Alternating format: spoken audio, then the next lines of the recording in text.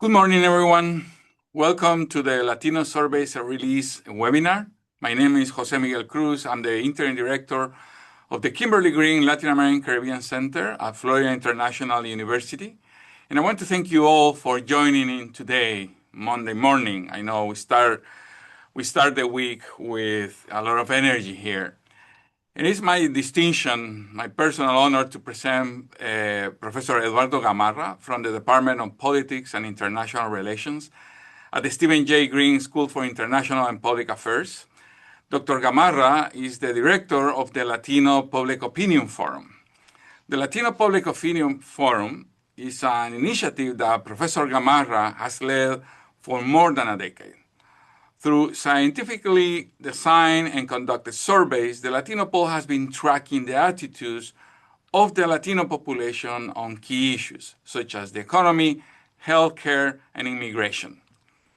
I don't have to tell you about the importance of this. According to the Pew Research Center, the U.S. Latino population reached approximately 68 million people in 2024.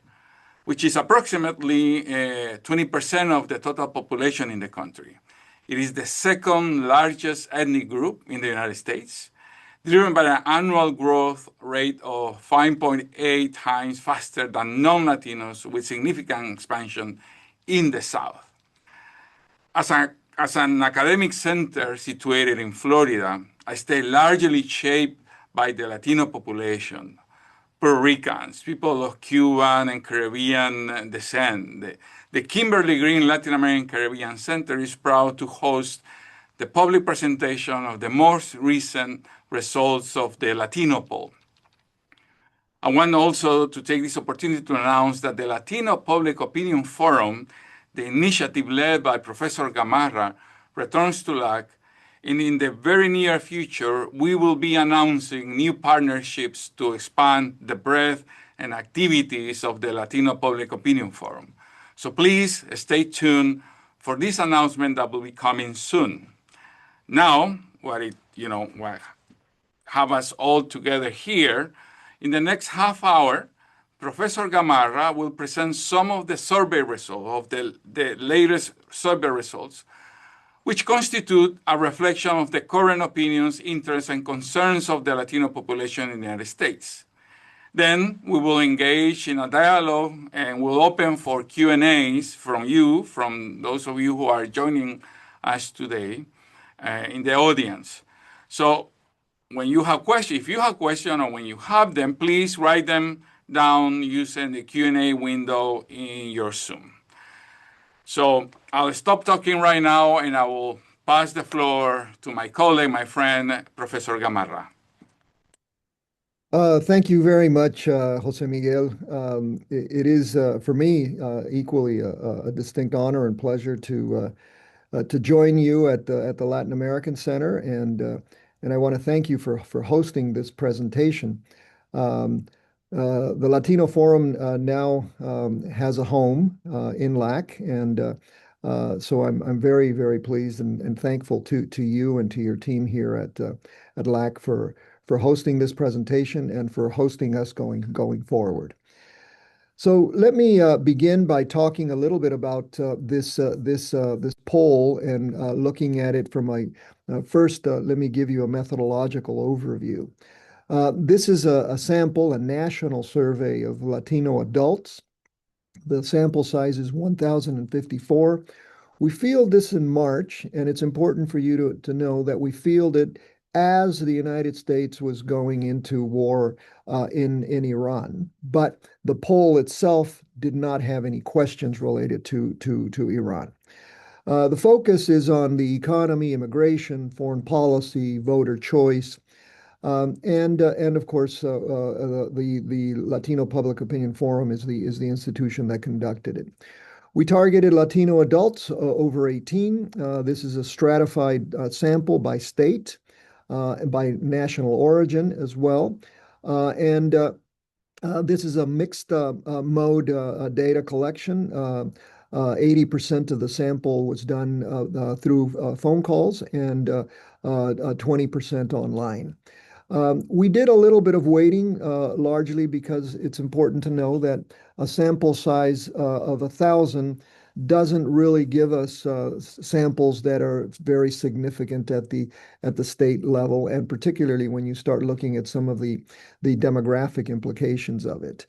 And I'll make those adjustments, those corrections as we go forward in this presentation. The margin of error is 3 points and 3 percentage points at a 95% confidence level. And of course, this margin of error grows when we start looking at subgroups. All right. So let me get right into the presentation here. Let me just give you an executive summary at the very beginning before I get more specifically into the data. It's very clear from this presentation that the national mood is very negative. Secondly, it's also very clear that Latinos nationally remain broadly anti-Trump and Democratic leaning.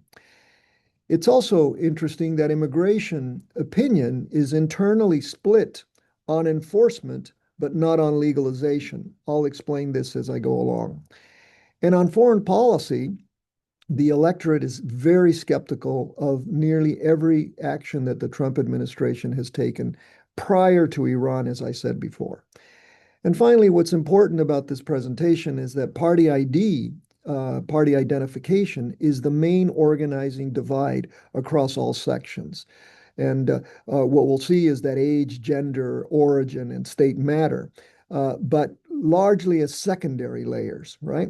The partisan divide is really much more important. And in that sense, Latinos resemble what we see in other national surveys. In other words, Latinos, after all, are not that different, okay? So let me go through these three sections as quickly as possible so that we can have some time for discussion. The most important thing to begin with is perhaps the view that most express with regards to the direction of the country. Only about 30% believes that the country is going in the right direction. And this is important. And again, as we'll see, this largely is reflective of I would say, the composition of this sample, right? Which is, again, it's a national sample of Latinos. The other issue that is really very important is that most Latinos are beginning to feel the pinch of not only healthcare, but overall affordability, with 80% saying that healthcare in particular has become unaffordable. The third thing that I want to note here is that the approval for President Trump has dropped considerably from about 46%, which he obtained in the national vote in 2024, to 30.7%, which is a combination of highly approve and approve somewhat. So this is probably one of the greatest indicators. And then we explored a sort of a generic congressional ballot, right? Asking, would you vote for a Democratic or a Republican candidate? And what we see here is that the Democrats received 58.9% of this generic ballot support.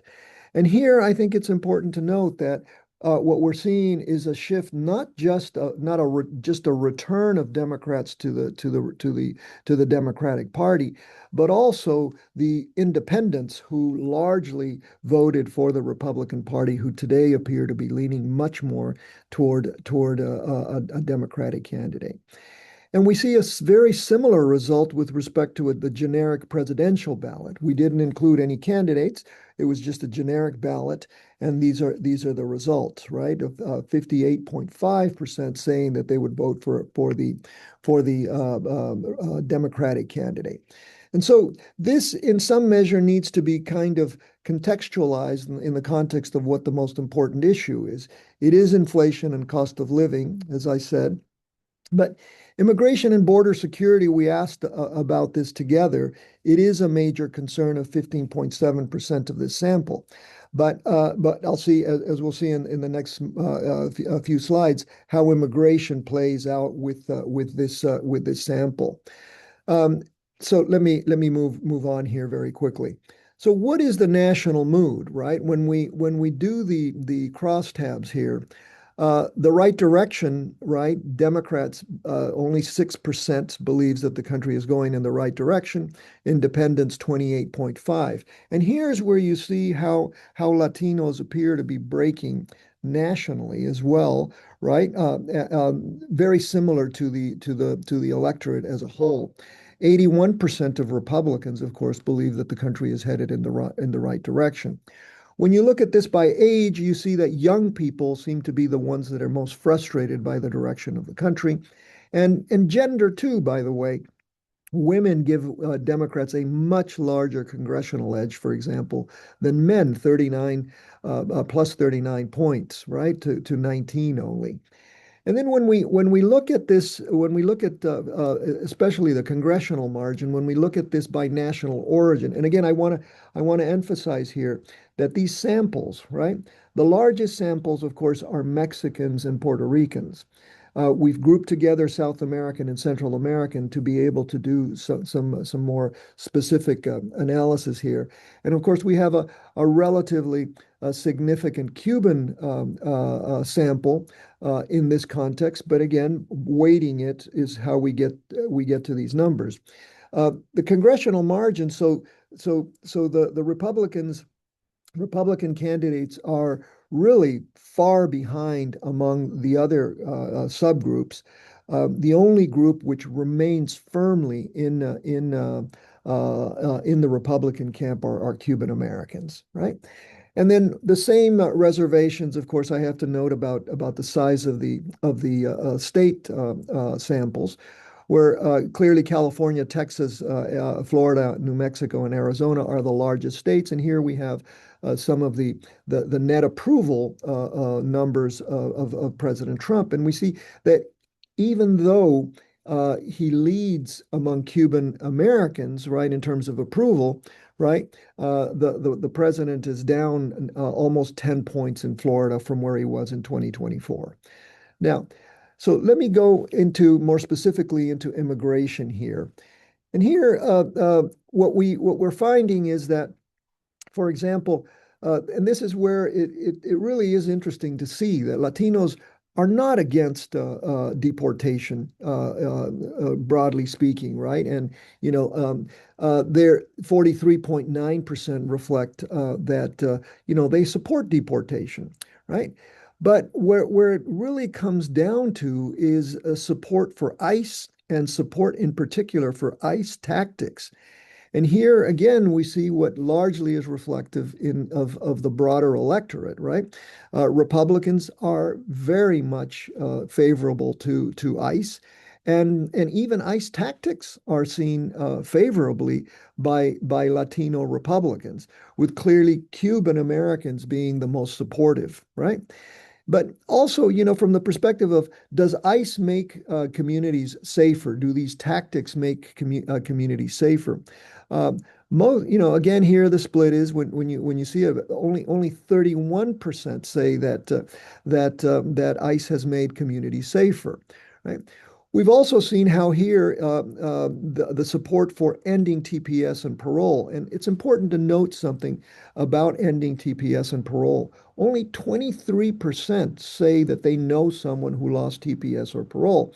Therefore, for the majority of Latinos who don't have relatives, right, it appears to be simpler to say that ending TPS or parole is something that should be done, right? Expediting deportation as well. Now, here's where it becomes extraordinarily interesting, though. We ask the question not as pathway to citizenship, but we ask them is after fulfilling certain requirements, would you be in agreement with providing citizenship to undocumented aliens? And 85% of Latinos said that they would, right? And a little bit smaller is to those who just ask for, not citizenship at the end, but for a legal status. And this is really quite interesting when we do the crosstabs with Republicans, because Republicans as well have very high levels of support for granting citizenship, or at least granting undocumented migrants legal status. So to us, this is a fairly significant finding in this survey, right? So when you look at this here broken down by what I was just talking about, support for ICE, right? You see how Republicans manifest a great degree of support. The nativity question, of course, not much of a difference. Um, much more of a difference by gender. Males appear to be much more inclined to deporting than females, right? And then when you look at the pathway to citizenship, right? See here, it's really interesting that 69% of Republicans favor some kind of legalization of undocumented immigrants, right? And then of course when you break it down by gender, there isn't much of a difference, right? So when we look at deportation, right? Again here by origin. We see something quite interesting here, because Cuban Americans, 71% of Cuban Americans favor the deportation, right? And those who are worried that enforcement could affect close ties, again, it's really kind of interesting to see that Cubans are among those who are least concerned of that they would affect their close relatives.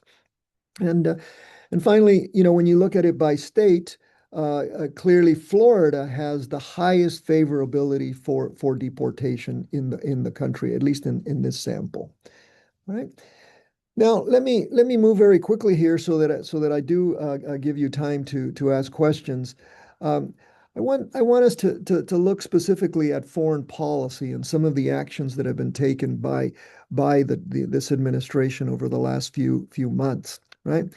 And so here, one of the things that's really interesting is that when you think about support for U.S. military actions in Venezuela, right?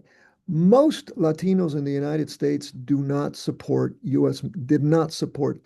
actions of the United States in Venezuela, right? Now, we'll see this in a moment, of course, when we look at state and national origin results.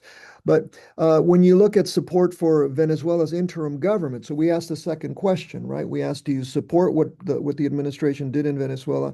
And now, do you support the current arrangement in Venezuela? And that's a little bit closer, but still not it's more negative than positive. And then when we asked about support for current Cuba policy, however they understand it, right, we found that only 35% supports current policy toward Cuba.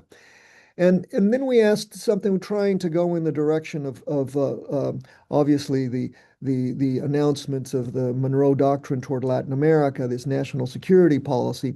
And it appears that the vast majority of Latinos in the United States are not in agreement with this. And also with Arctic policy support, for policy in Greenland. Again, I want to emphasize that we did not ask about Iran in this questionnaire.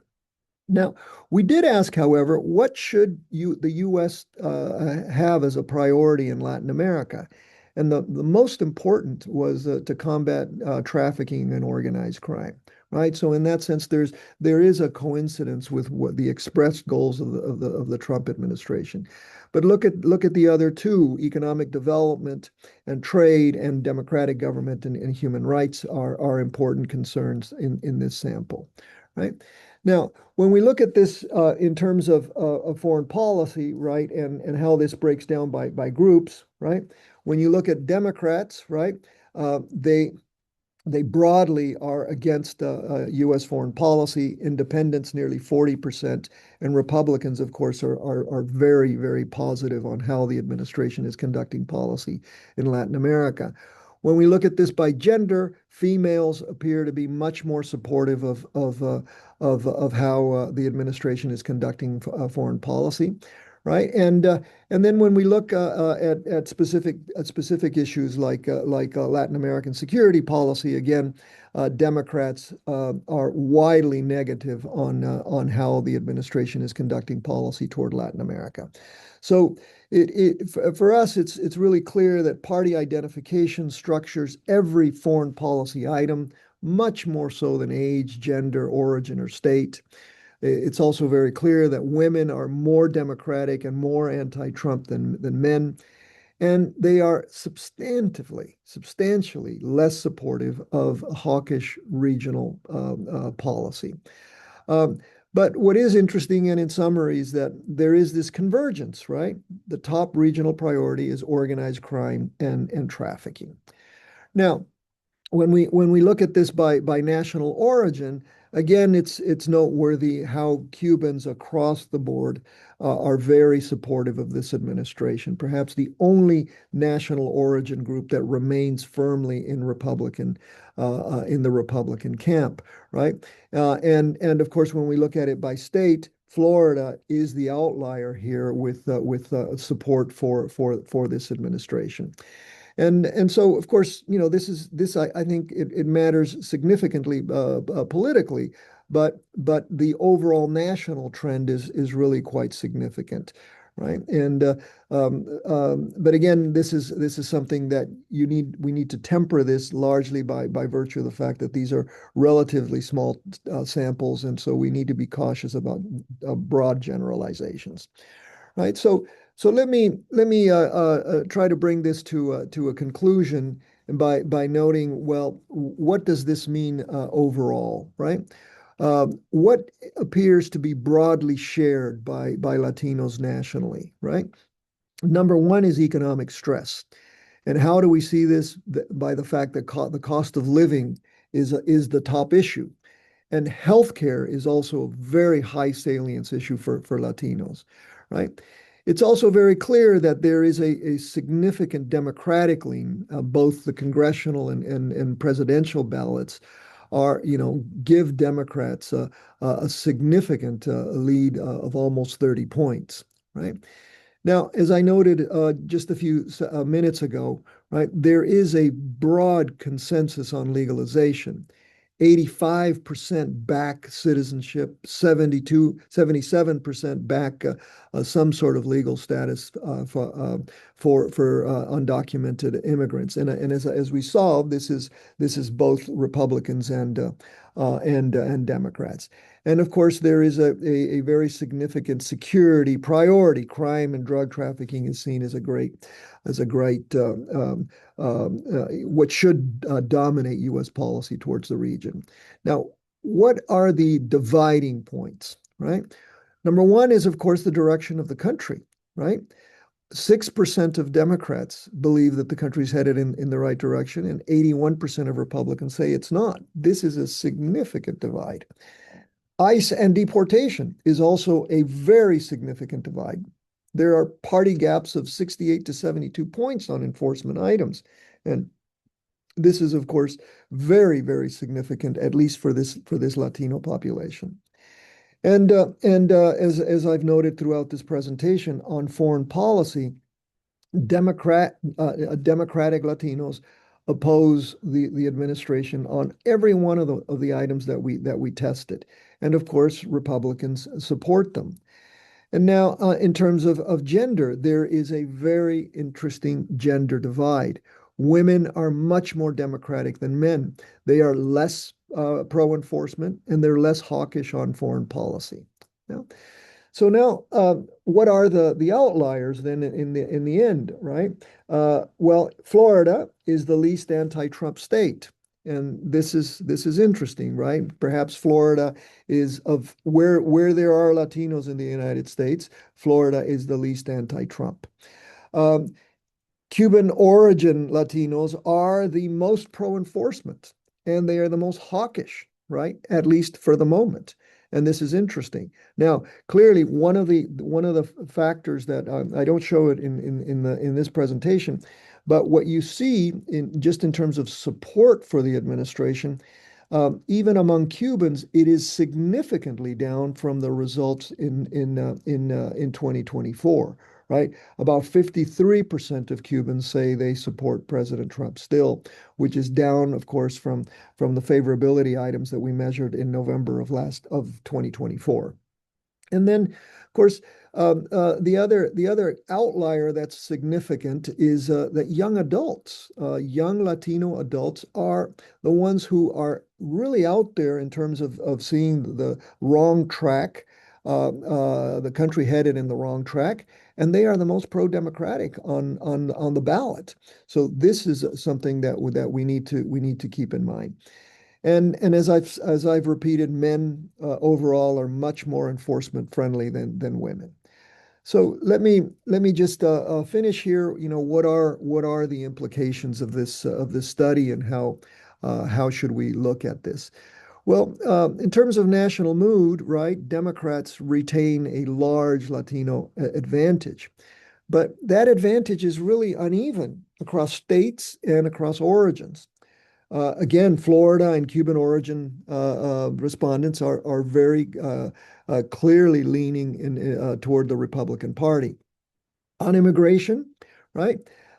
It's clear that if I were running any campaign, I would distinguish between legalization and enforcement, right? A majority supports legalization, but the enforcement tone, ICE and deportation tactics, are where the real partisan fight is occurring today. On foreign policy, I would say that a security first message really resonates across the board, particularly when tied to organized crime and trafficking, right? But Latinos aren't too keen on geopolitical confrontations, right? And that really is the strongest cross group consensus in the regional battery that we ran. So, targeting wise, right? Party ID is what anchors any model of Latino opinion. I would say when you look at this in terms of age, when you look at it in terms of gender, origin, state, they're useful to refine how we try to understand Latinos, but none of them appear to substitute for partisanship.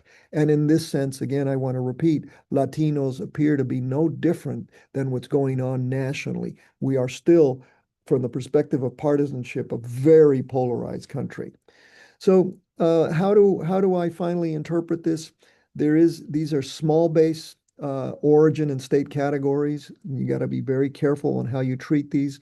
These are primarily directional, right? Especially, for example, very small Venezuelan sample, Dominicans and Colombians, right? And the small state cells, right, give us some sense. It's very difficult to generalize from those groups. So we've grouped them together and made some broader generalizations by South Americans and so on, or Caribbean. So that is the survey. So you can. I know that the Latin American Center will make this presentation available, and I'll be glad to take any questions that you might have now. Thank you. Thank you, Eduardo. That's really interesting. Those are really interesting results. I have some questions. I have some questions for you before we address. We already are receiving several questions in the chat, but before we do that, I have two or three questions for you. First, in terms of methodology, and just to use this also as an educational moment for our audience, right? Usually when you present results, when I present results of surveys, we being posters, usually people say, well, how can you say that these surveys with only 1,000 people, 1,500 people represent the views of, in the case of the United States, the 300 and more million people, or in the case of Latinos in this case, which is approximately 68 million Latinos. How can we say that, from these 1,000 people, we are in some way reflecting the views of millions and millions of Latinos in the United States? So why we are able to say that? Well, Jose Miguel, without getting too much into the logic of sampling, right? I mean, the idea is, right, when you do a stratified national sample that is representative, we often, right, like to say that every Latino in the United States should have an equal chance of being uh, uh, Elected. surveyed. And of course, you will talk to many people who will say, I have seen all these polls and I've never answered a survey. So how is it that you can claim this? Well, of course, a lot of this is what we do. Of course, is we draw a sample largely from the Bureau of Census, right? And so you see, for example, that we've primarily surveyed 12 states with a large concentration of Latinos, right? And we then draw a sample that is representative of those states, right? And so most of the conclusions you will say, well, there are Latinos in Idaho, are those represented in this sample? Well, the Idaho sample is probably one person, right? So it's not going to be representative of all Latinos, and that's why you have a national sample that gives you a margin of error, right? In this case, we are within a 95% degree of confidence that within a margin of error of plus or minus 3%, right, our answers are correct, right, or they approximate this. We test these results using different measures of association, right?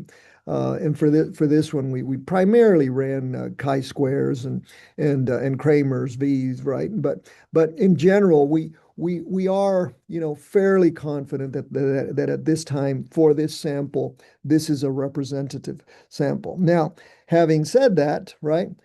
You have to be very cautious because the sample is national, right? To make some very, very strong statements, for example, as I to a certain extent did about Cubans, about even about the states, because if you break down the sample by state, it reflects what the census tells us, that there are so many Latinos in Florida, so many Latinos in Texas, and so on. And that's how we distributed the sample. Okay. Thank you, Eduardo. My second question is, I want to pick your brain about this result, which is really interesting about the youth, young population, basically saying that the country is going to the wrong direction, and tend to be also polling more democratic, way more democratic than than other age segments, right? If I remember well, though, it seems to me that also historically, young people have tended to have those kind of opinions, right? More leaning toward democratic, candidates, and also being more critical about the path of the country. So what is interesting about these results now? Because you emphasize, you stress that in your presentation. What is interesting? Because it seems to me that this, in some way, this has happened before, right? Yeah. Yeah, Jose Miguel, what is interesting about these results is you're right. I mean, historically, young people tend to be much more liberal, so to speak, and tend to be concerned about issues, especially cost of living kinds of issues, right? And in fact, when we looked at when we went back into 2024 and looked at the demographics by age, we found something quite interesting, right? That young Latinos were also swayed by Republicans, right? And that to us was really quite significant, right? So as I said, when you look at national exit polls for 2024, 46% of Latinos say that they voted for Donald Trump, right? The highest number ever. Now, if you look at that demographic breakdown, young people voted for Donald Trump as well, right? Young Latinos voted for Donald Trump. So what appears to be happening, though, And again, the risk of generalizing, right? Even though we're more confident about age and gender than the other variables we study, right? Because this is a breakdown from the entire sample. But what we are, I think, seeing is that young people are the ones that are being most hit by the economic turmoil, right? Young people are facing some really difficult choices these days. And with cost of living and inflation certainly affecting them. And that's why you can see that in terms of direction of the country, they are the ones that poll the highest, right? They're concerned about their future. They're concerned about where they're going, and what they're feeling most directly is cost of living. And then something that we probably need to delve into much more carefully is the whole issue with healthcare, right? Because again, young people, Latinos are disproportionately uncovered, right? Have no medical coverage, and so that probably reflects what we're seeing in this survey. Thank you, Eduardo. Let's see the questions that we have received. So we can. There's the first question I think is very relevant, right? How was Latino defined? Does it include Latin American non-Spanish speaker like Brazilians or non-Latin American Hispanic like Spaniards? Okay. Good question. We obviously looked at voters. This is Latinos who are voters. We did not poll anybody who is undocumented or who is, in the country and does not vote. This is a sample of Latino voters, right? Now, so that really tells you something. Uh, that's why we can ask questions about, the generic ballots for presidential and so on, right? It doesn't make sense to ask people who aren't voters in the country about who will they vote for, right? But so this is Latinos over 18 who vote, right? Now, having said that, right, we tried to we didn't ask this question here, but historically we asked, what do you consider yourself, Latino, Hispanic, or Latinx, right? And we've stopped asking that question because it became kind of irrelevant, right? So overwhelmingly in favor of either Hispanic or Latino. Now, are there any Spaniards in this sample? Yeah, there were about 10 Spaniards who snuck in. Okay, and what we removed them from the sample for the statistical analysis. But just as a curiosity, I I looked at that those 10 or 12 Spaniards who answered this, and that at least from those 10 or 12, they are more conservative than the Cuban Americans, right? And so maybe at some point, well, we should do the annual Spaniard survey as well, because these are Spaniards who are, of course, U.S. Citizens who vote. So, okay. Yeah. Another question we have addresses the issue of the question wording, right? How questions are made to the interviewees, right? And the question is, this is really interesting presentation. These findings are incredible. I'm fascinated by the point that 43.9% of the Latino survey will support deportation. How was that question phrased? And now that we are in the issue of questions phrased, also I want to ask you how party preference was phrased, how the question was phrased in the case of party preference too. Yeah. So let me just see if I can find the questions here on the presentation itself. Uh, but remember, we're guided by what the profession tells us to our questions, and we run these questionnaires through a whole series of different people, both inside the university, and we've run them outside of the university. So we follow WAPOR guidelines and so on trying to make these questions as neutral as possible. Right. The way we generally ask the question about party ID obviously is, of having them self-report, right? Do you consider yourself? What do you consider yourself? Right. So that it's something that allows them to tell us what they are rather than some other way. And then the second part of the question, I'm drawing a blank, was the question on support for deportation, right? Let me see if I can go to the presentation and see the exact wording on the question. But basically, it is a question where we ask, do you support mass deportation, right? Deportation of undocumented aliens, right? Undocumented immigrants is, I think, the way the question was asked, right? And so it's a broad question, right? And we provide obviously the answers to the question, and they check off which of the answers they support. So we make this into Likert scales, so we see the intensity of the sentiment, right? And that's how we basically measure those two questions. Okay. And again, the questionnaire and everything else will be available when we publish this. Thanks, Eduardo. We have some questions also that interrogate a little bit the sort of the opinions of the Cuban American group, right?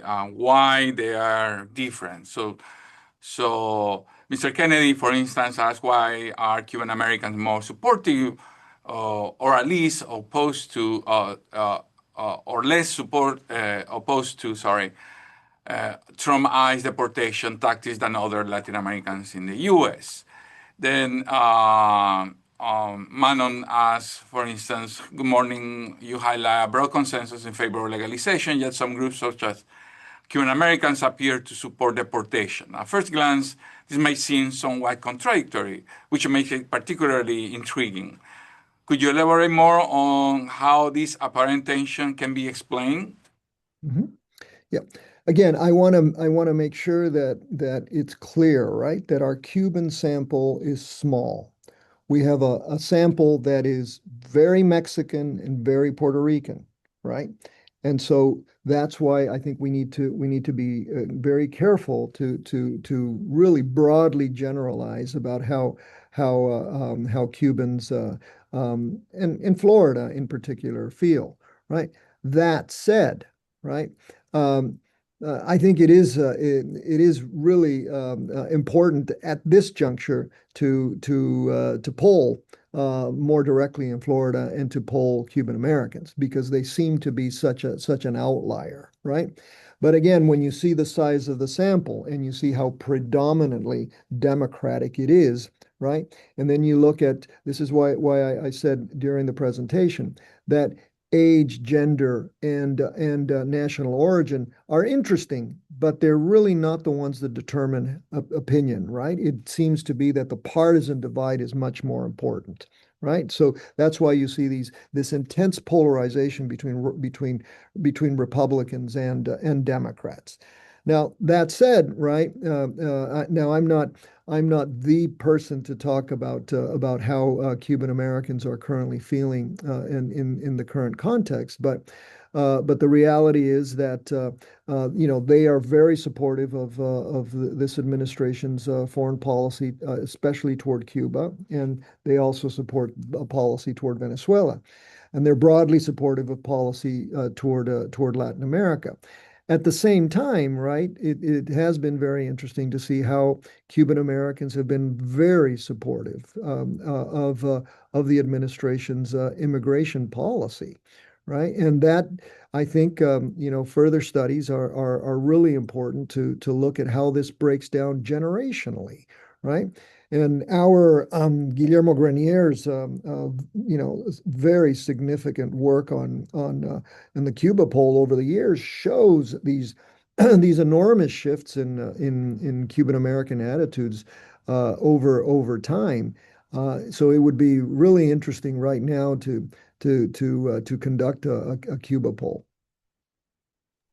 And I think it's important also to remind our audience that in the case of when you say that your sample was heavily, made out of Mexicans and Puerto Ricans, it's important to remind our audience that by far the largest group of Latinos in the United States are of Mexican descent, right? Of the 68 million, if I'm not mistaken, the last time I saw the census in the United States, at least 35 millions of them were Mexicans.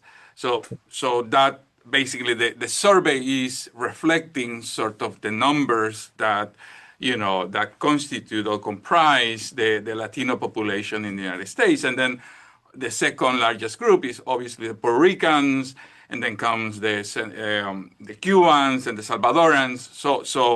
So in some way, if somebody asks, well, why do you have so many Mexicans or people of Mexican descent in your survey, is because Mexicans are by far the largest group, right? Right. And Yeah, and correct. this, to your point, that is important if we want to understand more about the attitudes of Cuban Americans. It certainly will be very helpful to conduct a survey like Professor Grenier does on the Cuban American population in the United States. We have more questions. I mean, people are really interested in these results. Um, and here's another one from Mr. Guillen. Does the survey imply that democracy promotion alone is no longer a persuasive framework if it's not directly tied to security outcomes? Well, that appears to be the case, and it's not surprising given the focus that this administration has taken, right? I mean, if you look at really for the better part of the last decade, and there has largely been, a national, how should I put it? I won't say rejection, but we've gone back from this idea that we ought to be promoting democracy or promoting economic development abroad. And in this survey, it appears that Latinos are have moved in that direction as well, right? And they have largely bought into this idea that we ought to be focusing on specifically controlling drug trafficking and organized crime, which again has been very strong in the messaging, really of both parties to a certain extent, right? So I didn't find that as surprising, but it is very clear that American foreign policy, U.S. foreign policy, has moved very decisively away from what used to be, right, Alliance for Progress and USAID and so on. And now over the last year, right, the obliteration of U.S. Soft power, so to speak. And remember that USAID had a very large presence in Latin America, and today it's gone. And but U.S. Latinos, right, seem to be moving very much in the direction of the general electorate, right? They want security first, and then let's think about pushing democracy or pushing development. We have another good question from our colleague Alejandro Alvarado, professor at communications. He says, "Hola Eduardo, great research. Do you ask how the surveys get their information?" So, I mean, I guess he's asking how interviewees got their information. For example, social media, digital, TV, or radio. Yeah, we generally ask that question. It's not in the results here, but we do ask that question, and as you might predict, Alejandro, most people are getting their information from social media, right? And increasingly, they're moving away from traditional sources of information. That's the general trend. I can share that information with you if you wish, but it's generally in that direction, right? A lot of people are getting their information from social media. Here's another good question about, about gerrymandering and how basically how can we sort of take that into consideration with the sampling, right? Mr. Rodriguez asked, what are the implications of the survey results in an environment of extreme gerrymandering, in your opinion? Yeah, well, again, this is a rather speculative answer because we really don't know, right? We'll be able to see this once elections are conducted, right? But at least if you think about some of the districts that have been gerrymandered in states like Florida and in Texas, right, or even in California. You might conclude that the gerrymandering is particularly targeting those counties, those districts, pardon me, that are predominantly or that have been predominantly minorities, right? So it's either African American or Hispanic. Um, what we saw recently in Texas is quite interesting. That even in some of those districts that were redrawn, right? Hispanics came out and voted, and the results were not favorable to Republicans. Um, so that I think tells you something, right? So the hypothesis that by redrawing districts you will favor the party in power, right? Appears to be, a kind of an interesting moment here, and we will only see it in November really clearly.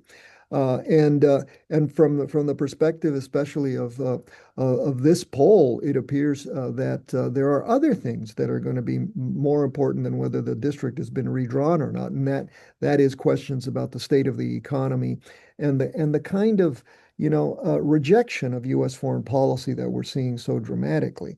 That's why, again, I want to just simply stress that this poll did not measure Iran. So my impression is that the results would be even more dramatic had we done this and had we asked questions about Iran.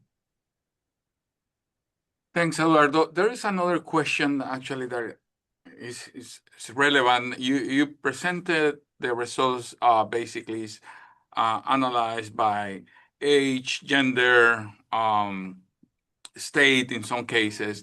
But what about educational level? Uh, do you do any analysis based on levels of education? Yes, we have that as a variable, and we've done the analysis, but it's not in the survey, right?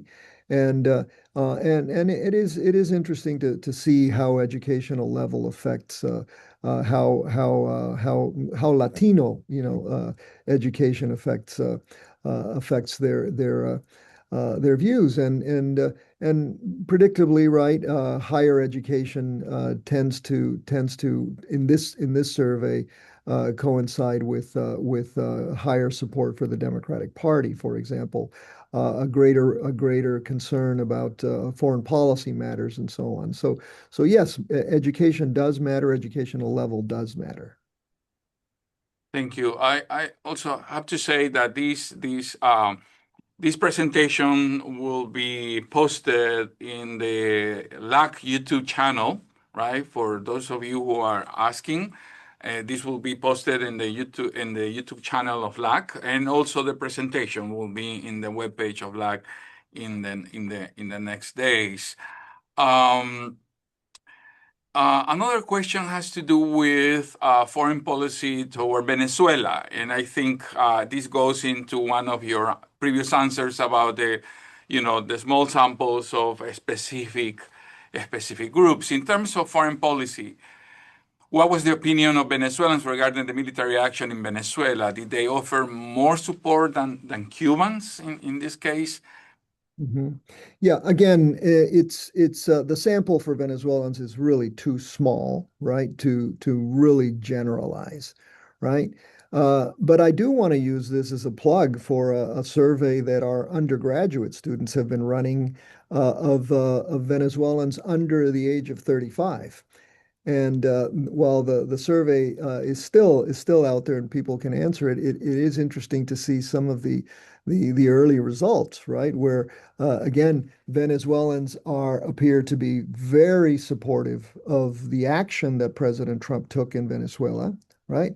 But they are very, very concerned about the post-intervention arrangement. In other words, and especially it's manifested in, for example, in very low levels of support for Delcy, very high levels of support for Maria Corina. But that's not in this survey. So I can tell you that from other surveys I've seen, even surveys in Venezuela. But but our sample here is just too small to make those kinds of generalizations. Thank you. Another question we have about whether, in addition to the media, do you include the influence of the church, schools, and family on the opinions? Is there a way to know that through the survey, Eduardo? No, we didn't ask questions about religious affiliation in this survey. In the past, we have, right? In the past, we have, but not in this survey. So it is a shortcoming, and we generally ask that question, but we did not this time around. Thank you. We have a question that speaks to the moment right now. Yesterday, there were elections in Peru, right? Still not clear results about that. And Ms. Tavera, as yesterday, Peruvian elections made me reflect on how different our political cultures are.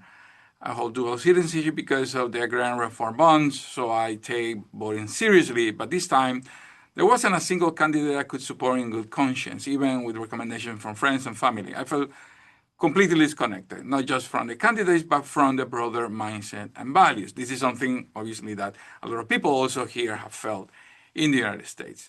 It also raised a question: how do we better engage Peruvian in the United States? Do you have an answer to that question? Well, Jose Miguel, we always get questions like this from several, groups in the United States. Everybody wants to know how their community feels about certain issues. Again, the Peruvian subgroup is within the South American group that we surveyed here. But again, to tell you how Peruvians are feeling in the United States is very difficult from this sample. Uh, what I can tell you though is that there are a lot of similarities. You know, you know, Watching the clear differences that there are, but you know, the collapse of trust in institutions is really enormous across the hemisphere, and these are things, of course, that Jose Miguel and over the years, and especially the LAPOP, the Latin American Public Opinion Project at Vanderbilt has measured. But that collapse of trust in institutions has now hit us in the United States severely, right? Most of our sample does not trust institutions in the United States. And I didn't graph that, but this is probably one of our biggest problems from the perspective of democracy, right? Um, and in a case like your country, the fact that the traditional parties are completely out of the picture, right? And what you have is 35 presidential candidates, right? Imagine what that means just simply in terms of what your next Congress will look like. So to me, it's measuring confidence and trust in institutions that is key when you have this enormous erosion of trust in institutions and in political figures, right? That's when you end up really eroding the quality of democracy, and it gives way, of course, to the election of individuals who are not necessarily democratic. Thank you, Eduardo. We're 2 minutes before the top of the hour. So before we close, I mean, there is a follow-up question here about a deeper dive in the Hispanic Latino population in Florida. Would you consider that? We would love to consider that, and the Latino Public Opinion Forum would. I can't speak specifically for LAC, but I think that this survey calls for a much deeper dive. Either on subgroups. Again, we have over the years done deeper dives on Venezuelans in particular, but and our colleague has done, of course, some enormous work over the last now 40 plus years on Cuban public opinion. So yes, this is a call for greater quality polling on these subgroups. Certainly, and I wanted to stress that, I mean, the importance of conducting scientifically designed surveys like the ones we're presenting now, and the ones that we'll be working on in the next month. So, unfortunately, I think we have run out of time, but I want to thank you, Eduardo, for this presentation, for this really, really interesting data. Also to our audience and to the people who have participated in some way or another in making research available to the public. We're committed to continue doing research on these important issues that affect our country, that affect the region. So please stay tuned for the next week. We'll be announcing, the expansion, obviously, of Professor Gamarra's project, in addition to other initiatives that we have here at the Kimberly Green Latin American Caribbean Center. So again, thank you all, and please stay tuned. Good morning. Thank you. Bye.